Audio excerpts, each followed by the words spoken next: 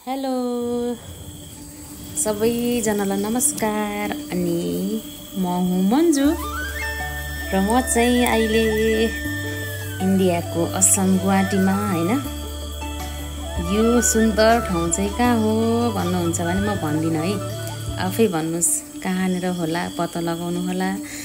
अनि यहाँनिर चाहिँ म यति धेरै खुसी भएर भिडियो बनाइरहेको थिएँ नि हैन, यति धेरै खुसी भएर भिडियो बनाएको थिएँ। यहाँनिर चाहिँ म जाँदा मेरो दिमाग पनि पुरा फ्रेस भएको थियो हैन, पुरै फ्रेस भएको थियो।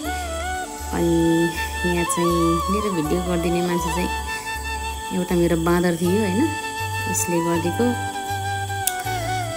अनि यो ठाउँमा घुम्दाखेरि चाहिँ यति आनन्द हैन, यति राम्रो, यति सुन्दर ठाउँ, यति राम्रो। त्यहाँनिर पानी जहाज पनि थियो हैन। मैले जीवनमा कहिले पनि पानी जहाज देखेको पनि थिइनँ अनि चढेको पनि थिइनँ, तर यहाँनिर गएर पानी जहाज पनि चढेँ, देखेँ पनि हैन। धेरै नै सुन्दर क्या, कति राम्रो, यति रमाइलो थियो नि म भन्नै सक्दिनँ। अनि यो भिडियो गर्दै जाँदाखेरि चाहिँ मलाई एउटा बेग्लै फिल भएको थियो क्या। मतलब जिन्दगीमा सायद पहिलोचोटि होला म यति धेरै खुसी पनि भएको थिएँ हैन, रमाइलो पनि थियो। यो पल, यो क्षण मेरो लागि जिन्दगीमा मरेर गयो पनि म कहिले भुल्न नसक्ने एउटा क्षण हो।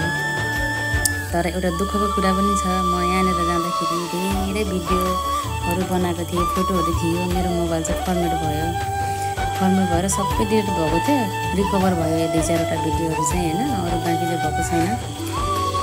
अनि यति आनन्द आएको थियो यहाँनिर बस्दाखेरि, धेरै खुसी थिएँ। हजुरहरू पनि जानुभएको होला सायद हैन। यो ठाउँमा कति रमाइलो छ, कति आनन्द छ, कति फ्रेस छ क्या।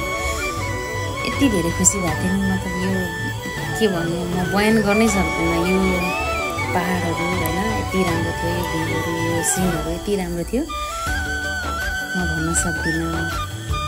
जे होस्, जीवन पहिलोचोटि आनन्द खुसी सबै थोक मिलाएको थियो मलाई चाहिँ। सायद हजुरहरूलाई पनि हेर्दाखेरि त्यस्तो लाग्छ होला, किनकि यो ठाउँ हेर्नलाई मात्र हैन, देख्दा मात्रै हैन, गएर त्यहाँनिर आवाज गर्न पनि धेरै आनन्द क्या, कति आनन्द थियो। अनि यति लभ, मतलब यति माया भएको थियो नि यो ठाउँसँग मलाई हैन। वहाँनिर जाँदाखेरि आफन्तहरूसँगको माया हैन यति राम्रो थियो। तर धेरै छैन है, यति नै छ।